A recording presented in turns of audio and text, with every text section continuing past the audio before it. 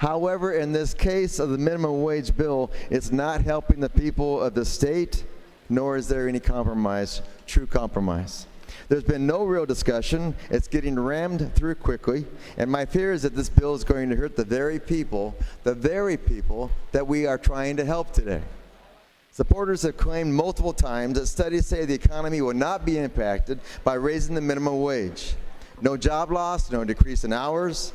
But when we took up a similar bill just a couple of years ago in 2017, the NFIB Research Center crunched the numbers and concluded that raising the minimum wage to $15 per hour would result in the loss of over 93,000 jobs.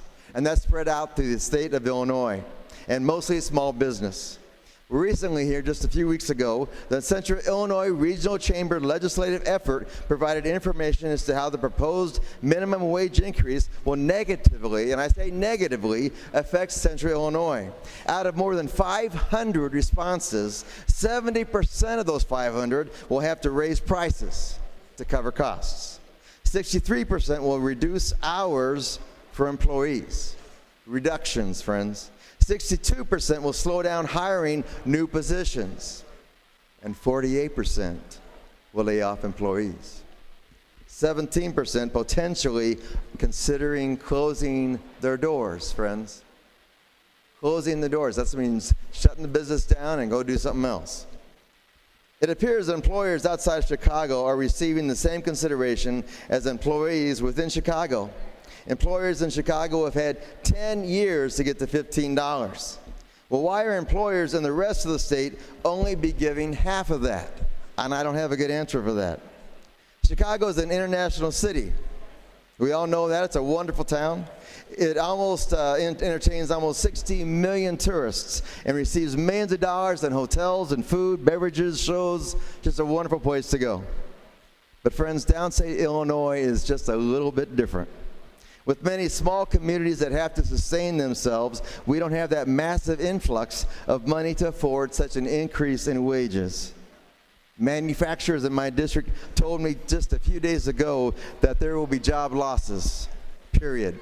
No study, no fancy economists, just more families with no jobs in our state. Recently, a restaurant owner in my district told me this. Some people, he said, come to me to work for me. They just do not have life skills. This is coming to work in a business. No life skills. They're not prepared. So the business owner spends time mentoring them, and he has become a safety net for some of his workers. And if this passes, he says he will not be able to offer 401k anymore. The money given to community groups, he says, like Rotary, Kiwanis, Lions, it's all gone. It's all over. He can only raise the prices of sandwiches so much. And many of the people that come in to eat, don't forget this, folks, they also are on fixed incomes or don't have a lot to spare. A business owner who is a wife and mother of 3 told me she is tired of being the bad guy.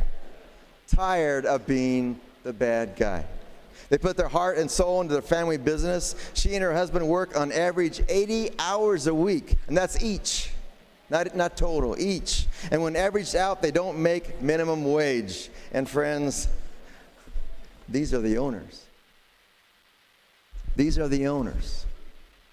Ask about small farmers. Representative Meyer mentioned this a little bit ago. Current commodity prices are low and are dictated by the ebbs and flows of the global market. And friends, farmers cannot raise prices. They're locked in.